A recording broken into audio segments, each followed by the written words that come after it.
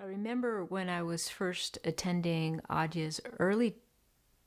teaching offerings, when he was first stepping into his teaching role, he would share with me how surprised he was how many people had been meditating for years and years and years. And yet, when he asked them what their intention was when they sit down to meditate, they actually couldn't report back to him with any specific intention that they had. And I think that when we are in meditation, or when we are in relationship, or when we are in inquiry, in basically any way of leaning into our spiritual practice or our relating consciously, it's really important to get a sense of where we're orienting from or what we're orienting to. And I think this topic of being with ties in with that. But I want to just speak for a few moments more about this idea of intention. And so, in this example of having a clear intention in meditation, there's people that have definite clear intentions, that they're orienting toward a greater sense of ease, that they want to de-stress, or they want to kind of peel off all the layers of the day and just sink into more sense of essential beingness. But they may not even have the words to say that, but they may say something like, yeah, I just want to distress, or I want to orient toward peace. Or they might say that, I want to orient towards something that we may associate with a divine quality, like they want to commune with God or commune in presence, or they want to orient toward real deep stillness or silence.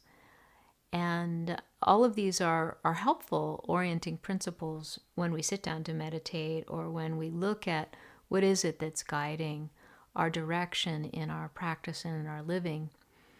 And it's tremendously helpful because not only does it orient us for that activity, it also creates this through line in our lives around which all of our other investments of energy, frameworks of perceiving and thinking about things and relating to things, it really creates this way of centering those activities around something that is deeply explored in ourselves as a kind of deep well that we've rested in and filled up with. And so sometimes when a person isn't clear about what their intention is, let's say when they sit down to meditate, one of the first intentions you can have is to become clear about what's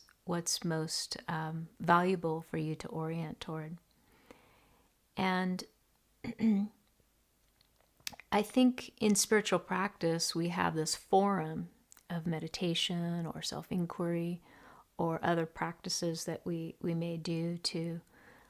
align ourselves with a deeper resting in being. And what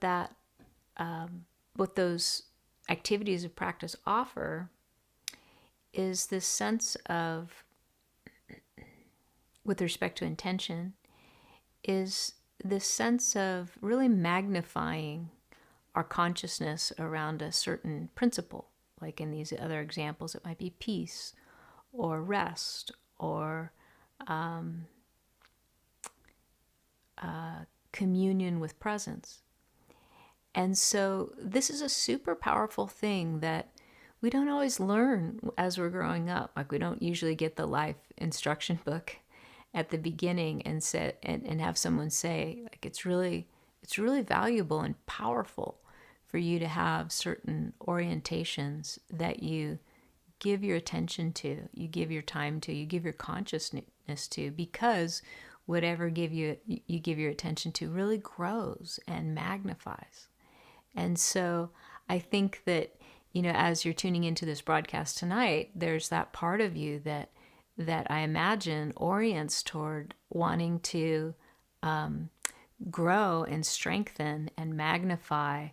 a sense of what it is that you truly value. And we might call that a sense of spirit, a sense of presence, a sense of peace, a sense of resting in being. It could be many words. And I think it can be valuable for you to even take a moment now just to get a sense of where it is that you deeply want to orient and what it is that you deeply value.